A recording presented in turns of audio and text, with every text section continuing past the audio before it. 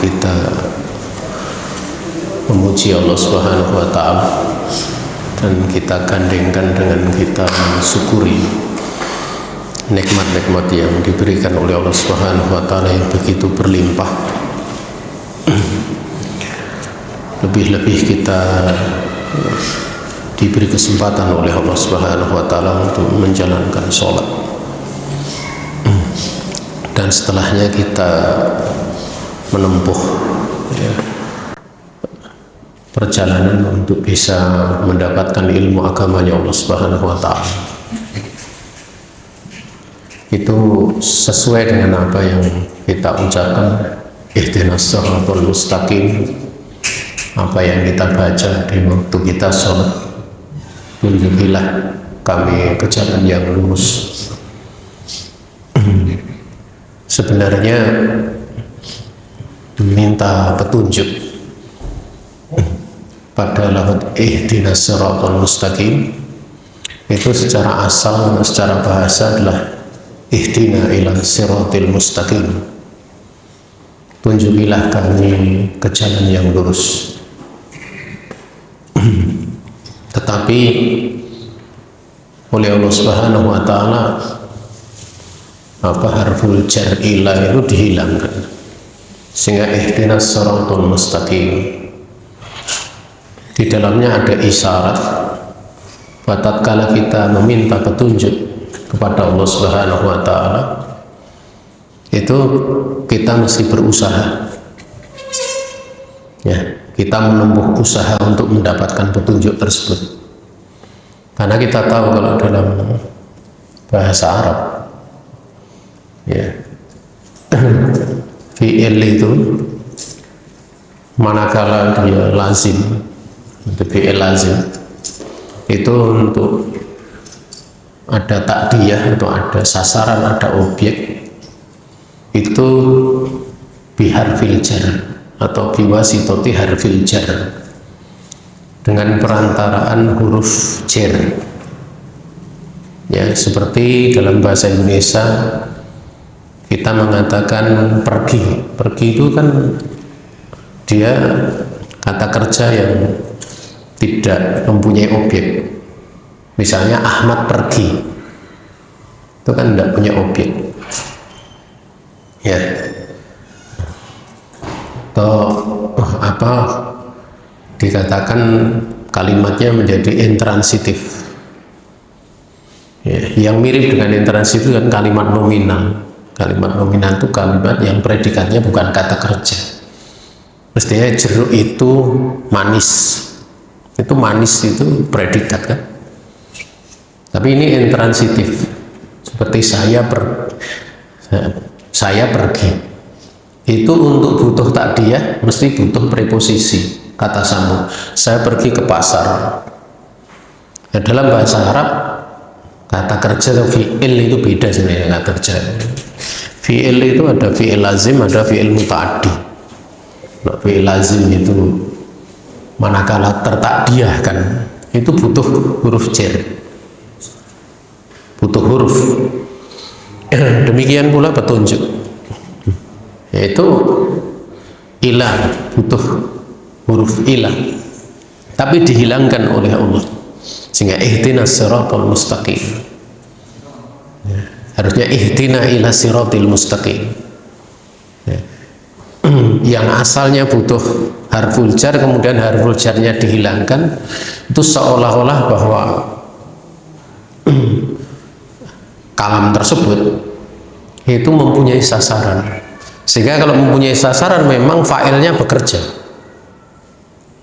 Artinya pada seorang mengucapkan ihdinas siratal mustaqim itu untuk dia mendapatkan petunjuk dari Allah Subhanahu wa Ta'ala, itu orang tidak kemudian diam, tapi dia berusaha untuk menempuh jalan-jalan petunjuk, ya.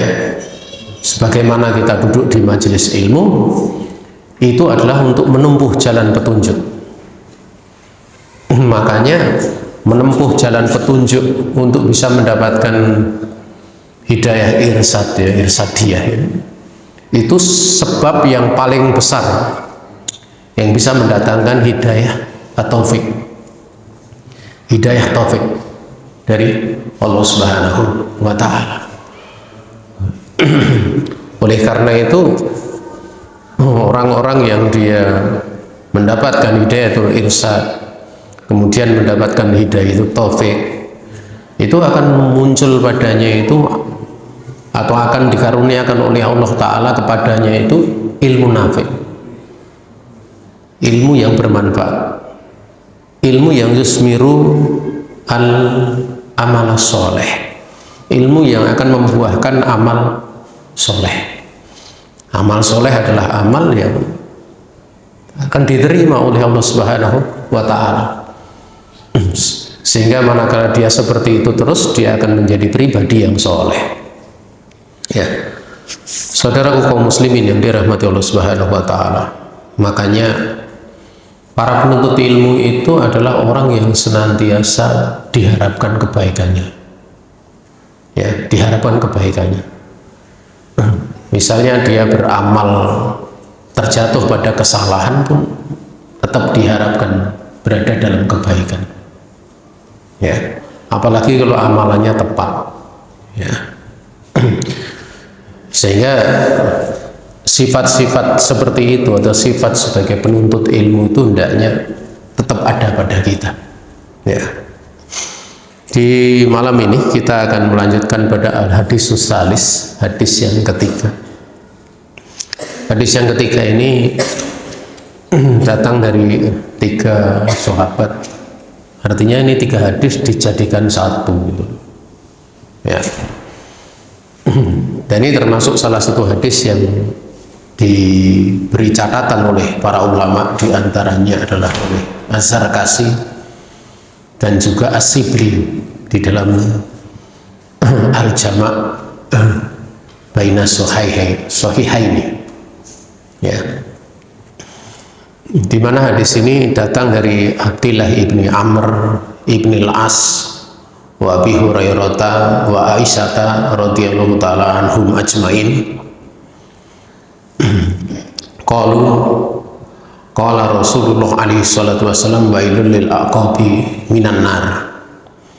Dari Abdillah ibni Amr ibni Al-As dan juga Abu Hurairah dan juga dari Ibunda Aisyah radhiyallahu ta'ala anhum ajmain, mereka mengatakan Rasulullah alaihi salatu wasallam bersabda, celakalah bagi tumit-tumit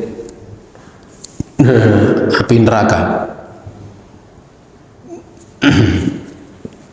Jumlah yang disebutkan di sini itu agak sedikit berbeda, karena wailun bukan nakiroh, dia nakiroh, dan biasanya mubtada itu kan tidak nakiroh, kecuali biasanya kadang diakhirkan mubtadanya. Tapi dijelaskan oleh Al-Hafidh Ibnu Hajar Asqalani bahwa beliau mengatakan wajaza al-ittida'u bin nakirah li annahu du'aun. Ya, boleh untuk memulai jumlah ismiyah itu mubtada itu dengan bil ibtida'i bin nakirah, mubtadanya nakirah. Ya. Karena apa? Karena dia doa. Ya. Biasanya yang khobarnya yang muqaddam, yang lebih didahulukan. Ini beda itu. Karena dia doa.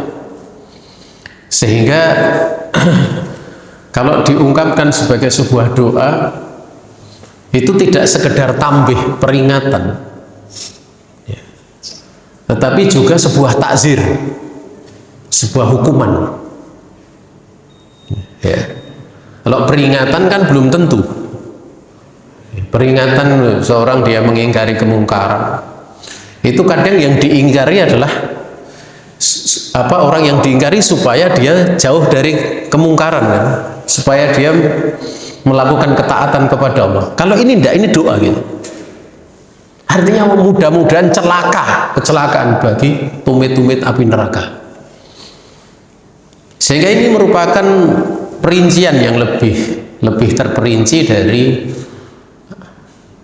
ayat yang sudah kita bahas.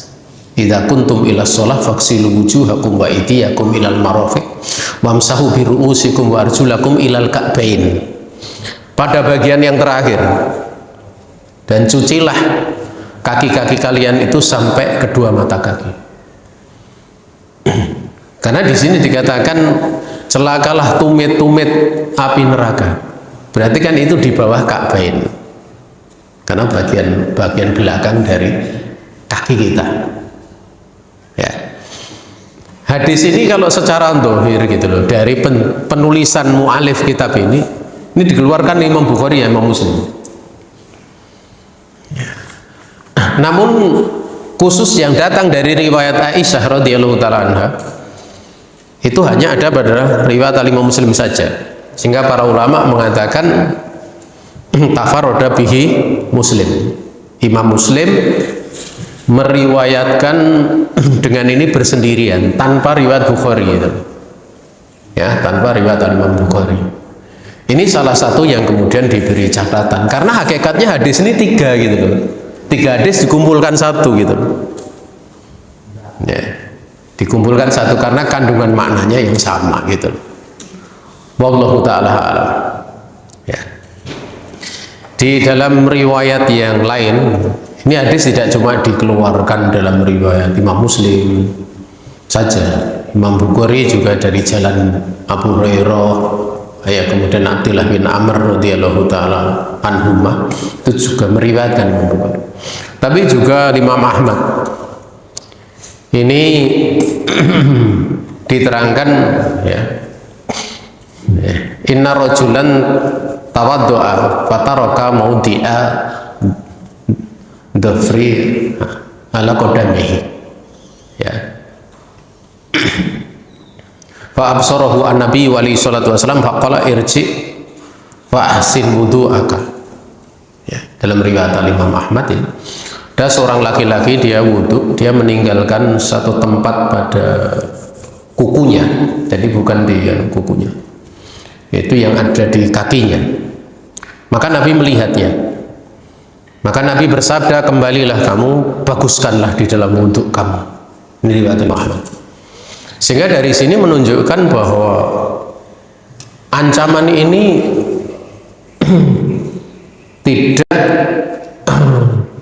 tidak berlaku mafhumnya, tidak berlaku mafhum. Artinya kalau ancamannya itu bagian apa, tumit, itu bukan berarti kalau selain tumit tidak dapat ancaman. Ada pembahasan diterangkan oleh Syekh Utsaimin, qaid namanya qaid al-aglabi, batasan yang sifatnya kebanyakan. Orang kebanyakan kalau wudu itu yang tidak diperhatikan adalah bagian tumitnya.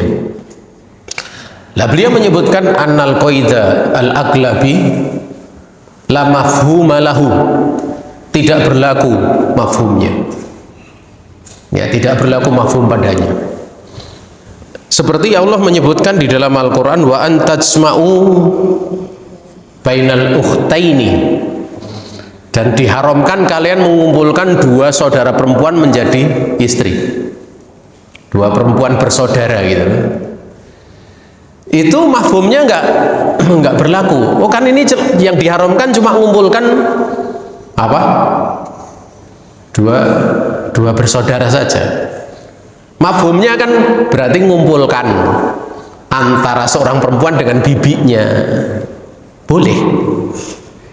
Seorang perempuan dengan saudara neneknya, saudara perempuan neneknya berarti boleh gitu. Bukan seperti itu. Hadis-hadis yang mengandung maknanya itu koidnya, batasannya batasan kebanyakan, itu tidak berlaku aglabi.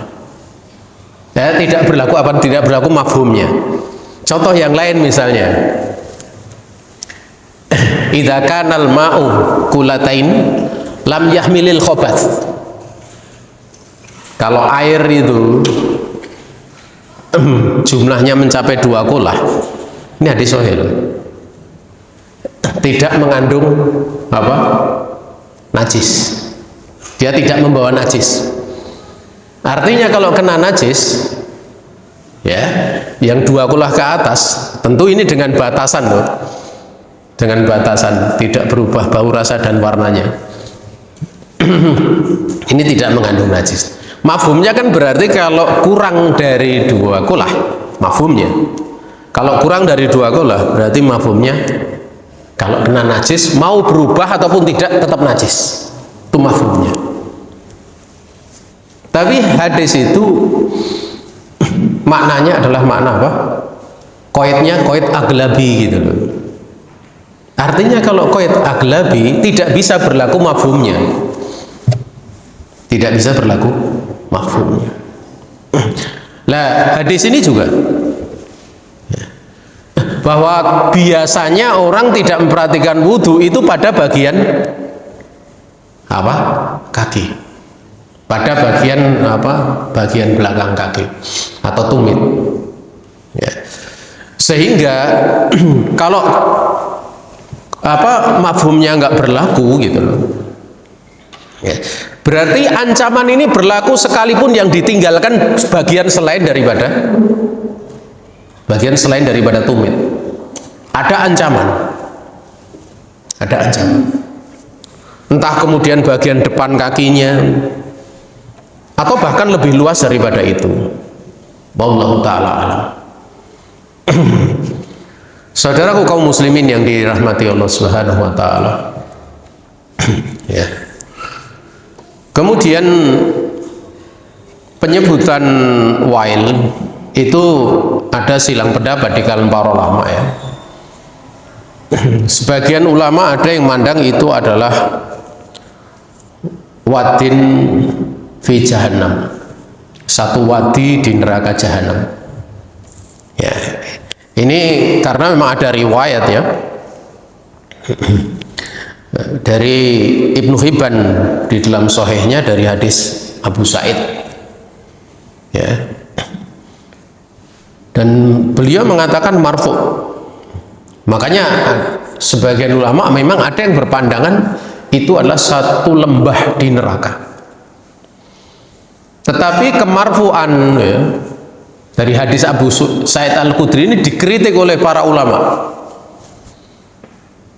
sehingga ulama-ulama kita ya, itu kebanyakan mengatakan hadis ini dhaif, hadis ini lemah ya, karena memang ada jalannya itu dari Daraj ya, Tariqi Daraj, dari jalan Abi Haidan, dan itu didhaifkan oleh para ulama, sehingga maknanya kemudian dibawa kepada makna al-adab wal halak. Adab demikian pula kebinasaan ya, kebinasaan ya. Kita tahu bahwa dari hadis yang dikeluarkan oleh Imam Ahmad itu Nabi melihat itu, sehingga ukuran tidak terkena air itu sebenarnya seberapa gitu. Berarti kalau kuku kan cuma kecil, makanya sebagian mengatakan seperti satu koin dirham yang kecil ya. Tetapi ingat, sebagian ulama menjelaskan yang menjadi ukuran itu terlihat oleh mata, bisa terlihat oleh mata kalau itu tidak tersentuh air ya. Itu mirip pembahasan kalau kepercik air najis. Itu kepercik najis, bukan air najis. Itu yang menjadi ukuran itu terlihat najis, itu nyiprati itu kelihatan mata. Jadi kalau misalnya nyiprat itu sangat kecil, mata nggak mampu mengidrok, tidak mampu untuk mendapatkannya, itu termaafkan, dimaafkan. Misalnya orang kencing itu ya, ya.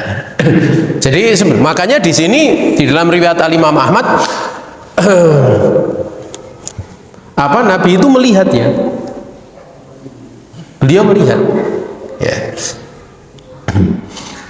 Kemudian jamaah yang dirahmati Allah Subhanahu wa taala, pembahasan yang selanjutnya adalah aqab. Aqab itu jamak dari akib ya, yang mana itu merupakan bagian akhir dari kaki atau kalau bahasa kita tumit, tumit, ya. Jamaah yang dirahmati Allah Subhanahu wa taala, demikian. Kemudian pembahasan di sini sampai dikatakan minanar. Minanar. Yang dimaksud dengan minanar itu tersentuh dengan neraka. Bukan kemudian dia menjadi api neraka, tapi tersentuh api neraka. Dan memang siksa Allah Subhanahu wa taala menyiksa dengan neraka itu dia terkumpul antara jasad dan ruh. Dan ini dalilnya. Bahkan hadis ini oleh sebagian ulama dibawa kepada adabul qabr, pada adab kubur, karena ada beberapa riwayat lain gitu. Sehingga dikarenakan perkara itu ada sebagian ulama itu yang berpandangan itu cukup kuat pendapatnya, yang mengatakan bahwa adabul qabri, bahwa adab kubur itu diberlakukan ya, itu jisim dan ruh, jisim dan ruh ya. Ada pernah suatu pernyataan itu ya, di mana ada seorang pelaku riba lah, atau pegawai di pekerjaan riba. Tidak tahu kisahnya gimana, ini karena ada disampaikan oleh sebagian dari dai ya, dan dibuka kan, mungkin keliru nguburnya, ada yang lebih dari satu, yang buka itu sudah gosong-gosong gitu ya. Pernah gitu. Nah, disampaikan di situ kemudian untuk menguatkan bahwa itu adab kubur itu. Tapi cara berhujah seperti ini sebenarnya ya ada pembahasan di kalangan para ulama. Yang benarnya dalam perkara seperti ini kan perkara termasuk bagian dari perkara gaib yang kita tidak mampu untuk mencapainya. Itu yang benarnya diterangkan oleh sebagian ulama kita untuk natawakuf fihi, kita tawakuf, tidak kemudian menyatakan seperti itu, membenarkannya, namun juga tidak mengingkarinya, karena ada kemungkinan tawakuf. Bahkan kemudian beliau membawakan tentang bagaimana sikap dengan kisah-kisah Israiliyat. Tadi tawakuf sikapnya. Karena kalau kemudian dengan pendapat itu, pendapat antara jisim dan ruh, berarti kan dibuat konsekuensi kan demikian ya.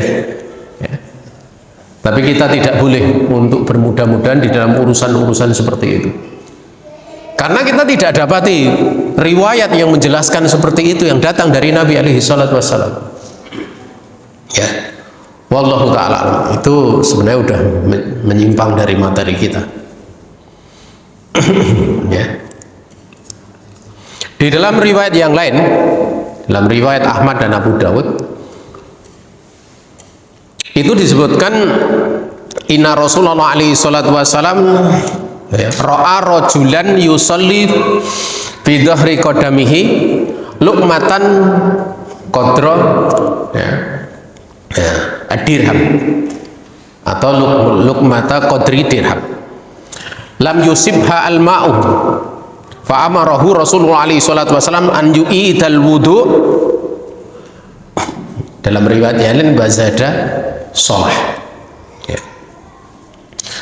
Bahasanya Rasul alaihi salatu wasallam, beliau ini melihat seorang laki-laki sedang sholat, kemudian di bagian punggung dari kakinya, bagian atas ini punggung ya, maksudnya bagian atas, tapi masih di bawah kedua mata kaki, itu ada satu lukmah, satu titik aja, semacam kayak satu noktah ya, seukuran dirham yang tidak terkena air.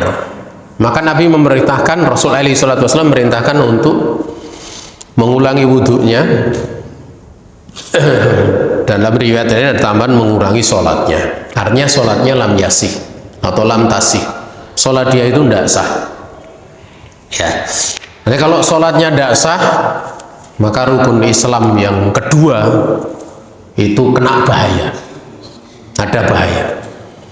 Jamaah yang dirahmati Allah Subhanahu wa taala, itu beberapa penjelasan secara umum ya. Dan dari hadis ini kita bisa mengambil beberapa faedah. Faedah yang pertama yaitu wajibnya menyempurnakan wudu, wujubu itmamil wudu atau ikmalil wudu, wajibnya untuk menyempurnakan wudu. Dalam arti menyempurnakan wudu ini perkara yang menjadi furudnya, kewajiban-kewajibannya. Ya. Karena makna di sini itmam di sini kaitannya dengan itmam di dalam rukunnya atau dalam kewajibannya dan bukan mustahabnya. Ya. Sehingga penyebutan itmam itu bukan menyempurnakan sesuatu yang sudah sempurna, bukan makna itu ya. Wallahu ta'ala alam. Ya. Dan memang maksud dari penulis menyampaikan hadis ini adalah untuk maksud ini ya, untuk maksud ini ya. Kemudian jamaah yang dirahmati Allah Subhanahu wa ta'ala, wajibnya yang kedua ini wajibnya untuk mencuci ya, kedua kaki di saat tidak memakai khuf. Andai kan memakai khuf tapi memakainya tidak dalam keadaan wudhu, itu pun wajib untuk mencabutnya dan wajib untuk melepasnya, wajib untuk dia mencucinya ya. Dan ini adalah kesepakatan yang disepakati oleh para ulama. Demikian pula disepakati oleh para sahabat ridwanullahi alaihim ajmain ya. Sebagaimana dinukil oleh Abdurrahman ya, Ibnu Abi Laila bahwa ajma'a as-sahabatu atau ajma'a ashabu Rasulillah alaihi salatu wassalam ala gusli qadamaini ya. Beliau menyebutkan para sahabat Rasulullah alaihi salatu wassalam sepakat ya, wajibnya untuk mencuci kedua kaki ya. Ini dikeluarkan oleh Said bin Mansur juga Safaroni dalam Kasfil Lisan. Nah, ini apa? Yang kedua, faedah yang kedua. Kemudian faedah yang ketiga, ini ada tambih, ada peringatan bagi orang yang tidak menyempurnakan wudhunya. Maksudnya tidak menunaikan dengan sempurna kewajiban wudhunya. Namun misalnya ada orang dia sungguh-sungguh sudah berwudhu, kemudian ada yang terlewat. Ini biasanya terjadi pada orang-orang yang sudah sepuh, kadang sudah tua ya, sudah tua, dengan mampunya ya segitu. Nah, kalau seperti itu dia mu'afa, dimaafkan ya. Karena fattaqullaha mastata'tum, bertakwalah kalian kepada Allah Subhanahu wa taala dengan segenap kemampuan kalian dan sesuai dengan kemampuan kalian. Itu diterangkan para ulama. Syekh Utsaimin menjelaskan makna istitoah di situ ya, itu untuk dua makna. Makna sidah yang pertama, artinya sidah berarti kerahkan seluruh kemampuan kalian, puncak kemampuan kalian. Tapi juga makna kedua, makna tashil, sesuai dengan kemampuan kalian. Jadi mampunya misalnya orang kalau sakit itu kan tidak mungkin bisa 100%, mampunya 70% gitu ya, maka sesuai silahkan 70%, tapi 70% itu lakukan dengan sungguh-sungguh gitu. Itu maknanya seperti itu. Makanya terkadang ada penafsirannya itu kadang ada lebih dari satu, ya, satu dua, dan itu kalau sebuah penafsiran itu antara satu dengan yang lainnya tidak berselisih itu, ya,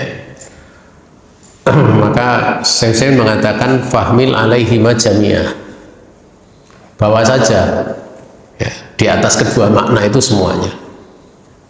Itu beliau mengatakan baik itu nas Al-Quran ataupun nas hadis Nabi alaihi salatu wassalam, itu seperti itu. Tentunya manakala satu makna dengan makna lain itu tidak ada pertentangan, tidak ada perselisihan, tidak ada ya. Tapi biasanya kalau berbeda sifatnya adalah apa? Bukan tadot ya, bukan pertentangan, tapi dianya tanawuk ya, permacaman dan semisalnya. Saudara kaum muslimin yang dirahmati Allah Subhanahu wa taala, jadi tambih. Dan tambih ini juga berlaku bagi orang yang dia bermudah-mudahan, mutasahil, bermudah-mudahan di dalam berwudu, ya, dalam mencuci anggota wudu. Ya, dan ini berlaku tidak semua, tidak cuma pada satu anggota wudu saja, tapi semuanya. Perhatikan. Makanya Nabi alaihi salatu wasallam sampai menyela-nyelai apanya? Lehiyahnya, jenggotnya. Bagi yang jenggotnya tebal gitu. Jenggotnya nggak punya ya nggak perlu gitu. Ngapain gitu di apa? Nggak perlu ya. Jadi seperti itu. Itu menunjukkan beliau memperhatikan, sangat memperhatikan. Sebenarnya dengan mengalirkan air itu sebenarnya sudah mencukupi. Tetapi diterangkan oleh para ulama annal gusla yaktadi adal, bahwa mencuci itu berkonsekuensi ngucek gitu loh. Tahu ngucek ya? Gosok. Ada di sini yang nyuci nggak gosok? Jangan siap pakai mesin cuci loh. Ya kalau pakai mesin cuci ya orang tahu yang gosok mesin cucinya gitu loh. Ya. Tapi sebagian ulama mengatakan andaikan dialirkan saja kemudian tetap sudah kesentuh ya sudah cukup gitu loh. Tidak perlu digosok-gosok. Tapi saya pikir mengalirkan saja mungkin pakai selang begini kan gitu. Kalau pakai dua tangan. Kalau pakai keran tidak mungkin ya. Masuk bukan diambil tapi gini. Ya makanya bagi yang berpandangan air mustakmal itu kalau pas gini ngebyur itu susah kan makanya di apa Imam Syarbini Madzhab Syafi'i itu menjelaskan pada saat wudu itu pada saat ngambil begini itu diniatkan bukan raful hadasnya pas ngebyur nang wajah, jadi susah gitu loh. Nanti pas kaki juga kalau nyep, jadi untuk menjelaskan hadis itu loh, hadis Nabi pernah wudu dengan gayung kan dicuci dulu baru kemudian dimasukkan. Nah ini pada dimasukkan ini jangan niat untuk raful hadas, karena kalau niat raful hadas itu sudah jadi mustakmal, itu konsekuensi yang berpandangan mustakmal gitu loh. Makanya pernah ya orang-orang yang bermadzhab Syafi'i belajar sama saya masalah itu, wah ngel tenan deh wudu gitu ya, salah dewe gitu loh. Ya salah dewe. Kenapa? Karena pada waktu sahabat menjelaskan itu mutlak gitu loh, tanpa koid gitu loh. Ya Nabi masuk udah, ya sudah dibawa ke situ saja selesai gitu. Ya.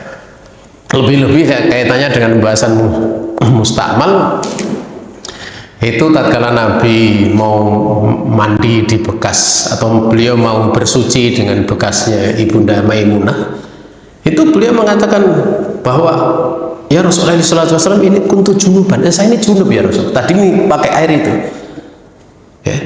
Tapi Nabi mengatakan bahwa air ini tidak junub gitu, berarti kan bukan mustakmal ya, itu bantahan ya wallahu ta'ala a'lam.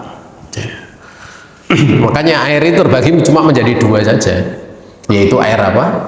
Air mutlak dan air najis, mudah saja ya.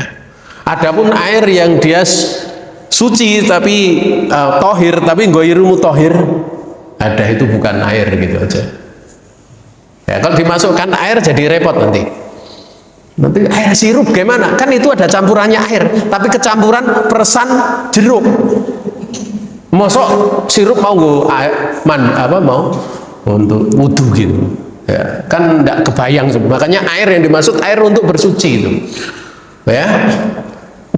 Tapi ini kita belum masuk situ ya. Wallahu ta'ala. Jamaah yang dirahmati Allah Subhanahu wa ta'ala, ada tambih. Kemudian yang selanjutnya yang keempat itu ya, ini wajibnya mencuci dua kaki. Ini bantahan untuk orang-orang Syiah ya, yang mana orang Syiah ini berpandangan cukup mengusap saja ya, cukup diusap saja ya. Dan perlu kadang pembahasan fikih itu menyentuh pembahasan manhaj. Kadang, ingat, kadang. Karena kalau kita lihat ya, Nabi SAW pernah membahas fikih, tapi membahas manhaj pernah gitu. Ada 3 orang laki-laki waktu itu ya, meneliti tentang kehidupan Rasulullah SAW, kemudian mereka itu memandang, oh kok sedikit ibadahnya Nabi gitu. Sampai yang pertama mengatakan, ya sudah saya akan sholat. Alasan dari ketiganya itu sebelum itu memandang, karena Nabi itu sudah diampuni dosanya yang telah lalu dan akan datang. Ada istihsanat, pandangan-pandangan seperti itu. Itu kan Nabi seperti itu. Sementara kalau kita kan banyak dosanya. Ya karena banyak dosanya ya sudah. Yang pertama mengatakan nusolli wala anam. Saya akan sholat malam dan tidak tidur. Sholat malam hukumnya apa? Sunat, fikih. Kemudian yang kedua mengatakan saya puasa, tidak akan berbuka. Yang dimaksud puasa bukan puasa Ramadan, ya, puasa Ramadan kan terus menerus. Ini puasa sunat, jadi fikih lagi. Kemudian yang ketiga, saya nggak akan menikah, menikahi wanita nggak akan. Ingin ketiganya itu sepakat untuk bermaksud ibadah, ibadah yang hukumnya sunat. Tapi ini kemudian menyelisih manhaj Rasulullah SAW. Padahal orang nggak nikah, tapi karena golek bojo ra oleh-oleh dosa ndak? Kan ndak gitu loh. Terus golek tapi ra oleh-oleh terus ya, tekan meninggal gitu loh, tekan mati gitu, seperti itu gitu. Ya, kadang kan ada. Atau ada yang ndak punya istri karena ketersibukannya dengan ketersibukan tertentu. Seperti Syekhul Islam gitu kan tidak punya istri, tapi beliau walaupun tidak punya istri, tidak punya anak soleh, punya murid soleh dan ulama gitu, alim. Sehingga walaupun ada orang punya anak soleh ngalahkan Ibnul Qayyim ya susah gitu. Ya, dia walaupun tidak punya anak soleh atau solihah, beliau punya murid para ulama besar. Ya, andaikan muridnya itu satu saja Ibnul Qayyim sudah cukup itu. Menunjukkan betapa luasnya ilmu beliau rahimahumullah.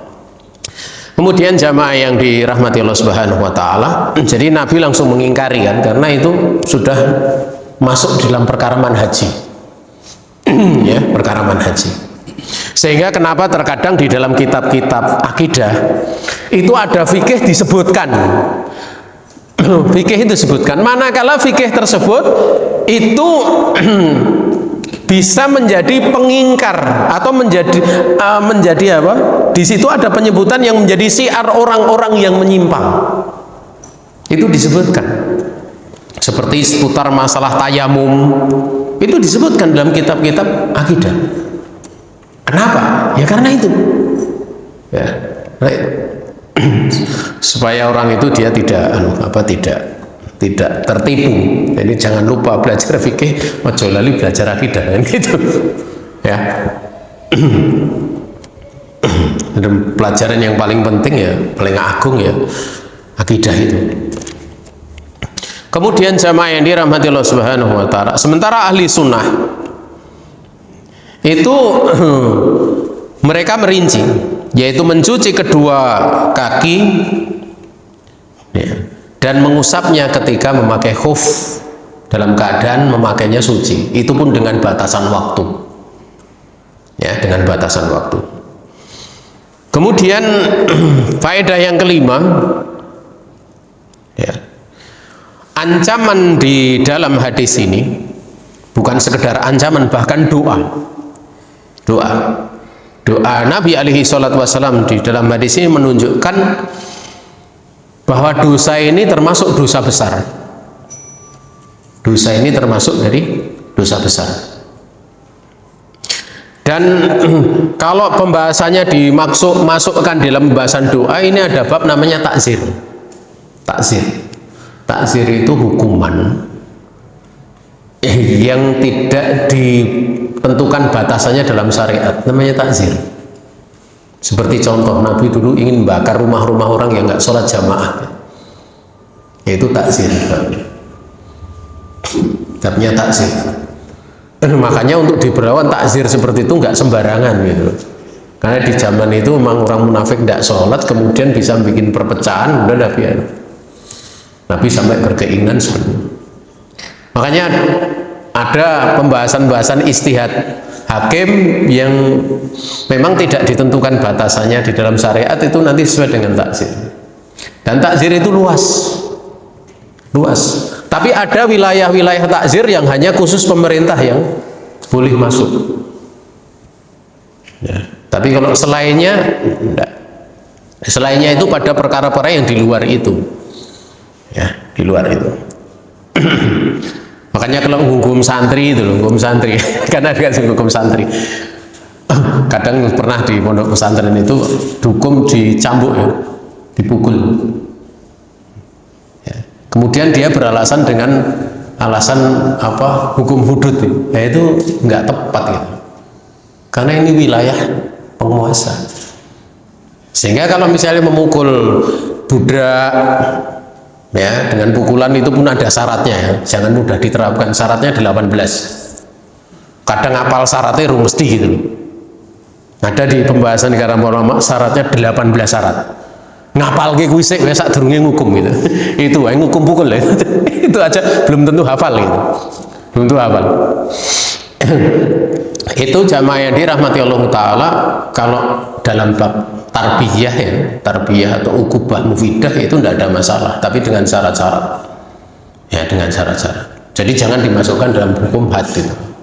Karena hukum had nanti minum khamr, kemudian apa, menuduh perempuan baik-baik yang dengan zina ya, ataupun itu juga laki-laki sebenarnya, kemudian kaitannya rajam ya, yang masuk pembahasan seputar masalah had ya. Wallahu ta'ala a'lam. Kemudian jamaah yang dirahmati Allah subhanahu wa ta'ala, dalam hadis ini yang keenam itu pentingnya ingkarul mungkar. Ini sudah adzan belum? Sudah, adzan dulu aja, nanti kita lanjutkan.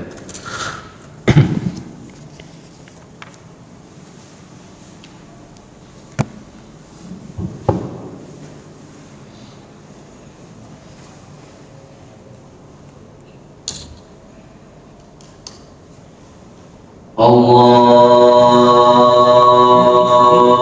Akbar, Allahu Akbar.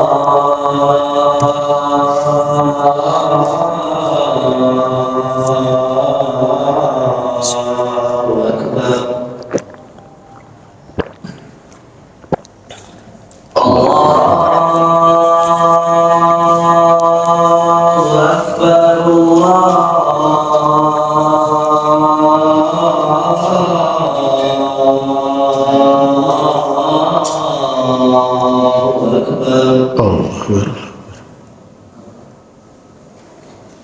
Asyhadu an la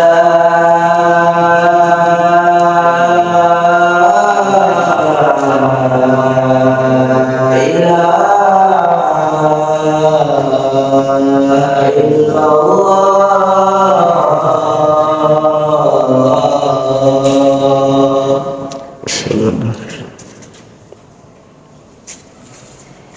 Asyhadu an la ilaha illallah.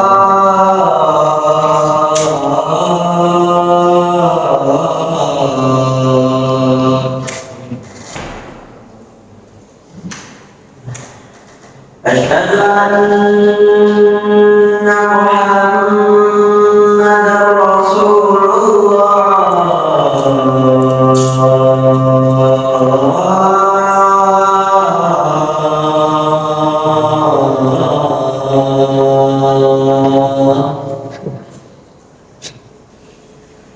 أشهد أن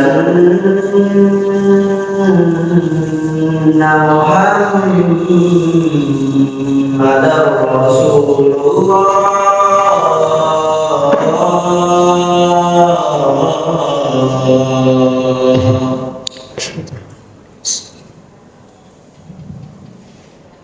حي على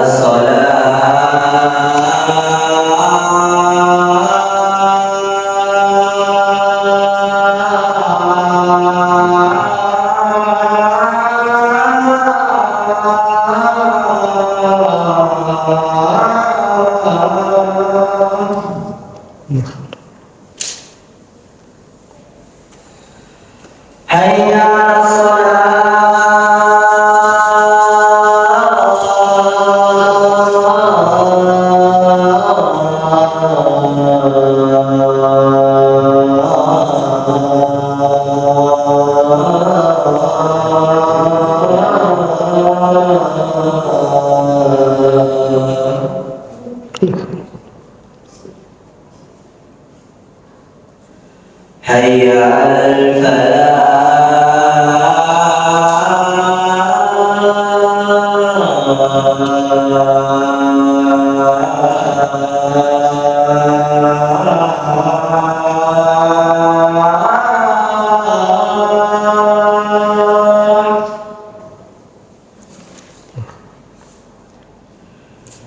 حي على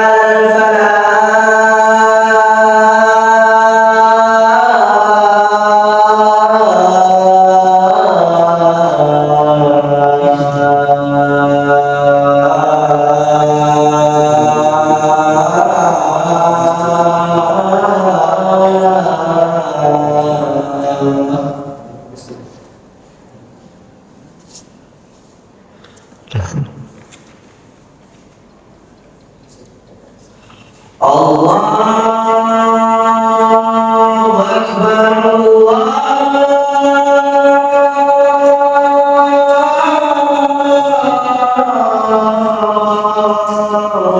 الله أكبر. لا إله إلا الله.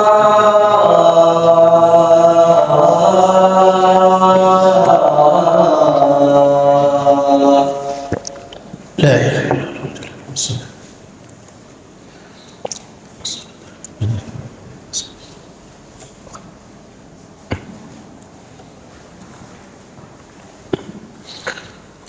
Pada pembahasan yang tadi faedah ke-6 itu pentingnya untuk amar ma'ruf nahi mungkar,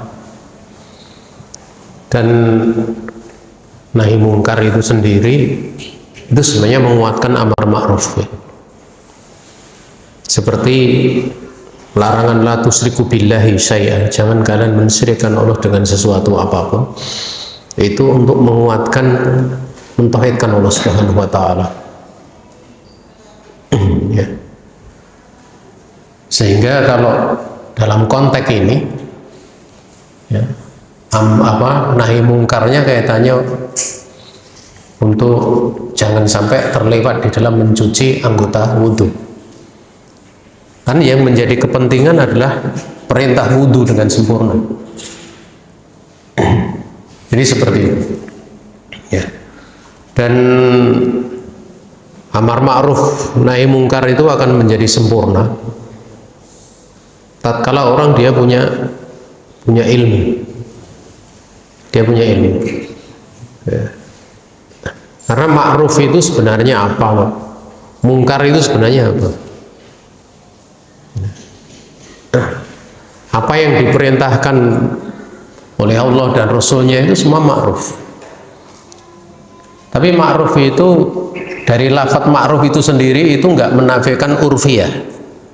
Karena ma'ruf itu diambil dari kata urfan. Makanya sering ma'ruf itu diterangkan oleh para ulama ma yustahsanu bisar'i wal aqli, suatu yang dipandang baik oleh syariat dan akal. Sebenarnya tidak perlu pakai akal pun sudah maklum gitu. Semua yang dipandang baik syariat itu pasti mencocoki dengan akal sehat. Tapi kan karena lemahnya akal kita, kadang kita tidak mampu melihat di dalam seluruh aturan syariat itu pasti di situ ada hikmah yang hikmah dari Allah yang agung, itu pasti itu. Ya. Dan itu akan sesuai dengan penunjukan makosidnya, maksudnya. Ya. Makanya kalau bagi orang yang dia menjawab pertanyaan, dia mesti paham bagaimana dia mengambil sisi pendalilan. Ya. Benar, dia punya usul gitu. Dan dia juga punya kaidah, menguasai kaidah dalam perkara tersebut, dan juga dia tahu tentang maksud syariat. Ya. Sehingga pada saat menjawab itu dengan melihat banyak tinjauan, banyak sisi gitu. Makanya mengingkari kemungkaran itu bukan geruduk sana, geruduk sini, bukan. Tapi ada kaidah-kaidahnya. Ya. Apalagi kalau yang diingkari itu di situ ada ranah pembahasan, masih dikhilafkan di kalangan para ulama. Sehingga cara mengingkarinya di situ ada munakosah, bukan langsung jebret. Kecuali kalau di situ misalnya ada perbedaan, tapi perbedaannya bukan perbedaan yang dipandang, tidak dianggap. Ya. Tapi kalau yang dianggap butuh untuk kemudian dilakukan munakosah. Sehingga dengan seperti itu seorang dia tidak istijal, tidak tergesa-gesa, tidak salah di dalam menghukumi. Saya cerita sedikit ya, ada temen itu dulu membahas tentang doa bijahi Rasulillah gitu. Doa bijahi Rasulillah. Beliau khutbah Jumat menyampaikan doa dengan jahnya kemuliaan Rasul alaihi salatu wasallam itu bukan syirik tapi haram. Karena dia khutbah di situ dan beliau diingkari, bahkan dihajar ya. Ya. Sampai dihajar. Nah, ini kan ngingkari tapi nggak tepat gitu. Bener itu haram, wasail ila syirik, jelas gitu. Tapi mengatakan itu syirik itu beda bahasanya. Sampai dia nggak boleh ngajar, sampai dihajar, sampai macam-macam lah kayaknya. Itu kan gulu itu. Padahal kalau kita baca kitab-kitab para ulama, bahkan Syekh Shalih Al Fauzan menjelaskan juga. Bahkan mu'alif kitab Tauhid ya, itu menjelaskan itu bukan syirik, tapi ini wasilah kepada kesyirikan. Hukumnya haram. Ya. Itu dijelaskan ada di syarah kitab Tadhiratul I'tiqad ada. Jadi orang mau ngingkari itu tidak sembarangan gitu loh. Tidak sembarangan. Dia butuh kekokohan ilmu. Butuh kekokohan ilmu. Ya. Sehingga jangan sampai bukan kemungkaran diingkari kan gitu. Ya, itu dolim kan seperti itu. Beliau ngatasnamakan agama. Gitu. Ya. Makanya paling bagusnya itu udah sebagian kita banyak belajar. Kembali kepada para ulama, kita banyak melihat bimbingan-bimbingan para ulama. Jangan masuk pada perkara-perkara yang justru kalau kita masuk di dalamnya justru menjatuhkan diri kita pada fitnah. Pada fitnah. Kemudian faedah yang terakhir, mantaroka sayyan min a'dha'il wudu, barang siapa meninggalkan sebagian dari anggota wudu alladzi yajibu ghusluhu la wudu'a lahu. Jadi barang siapa yang dia meninggalkan sebagian dari anggota wudu yang wajib untuk dicuci ya, anggota tersebut, maka nggak sah wudunya. Ya, nggak sah wudunya. Wallahu ta'ala alam. Kemudian kita percepat ya.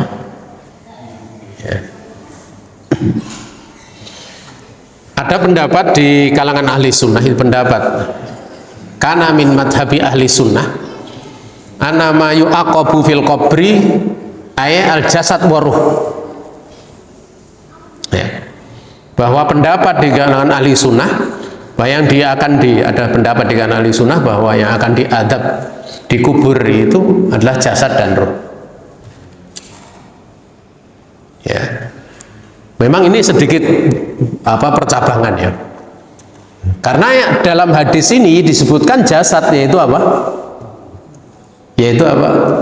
Tumit, ya, akok itu kan jasad, ya. Kemudian yang terakhir, ya, hadis ini merupakan dalil yang menjelaskan tatkala Nabi khutbah hajah,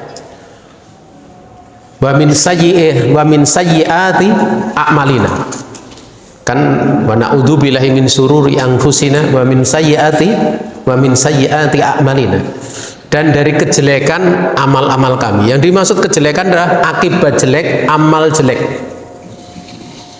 ya.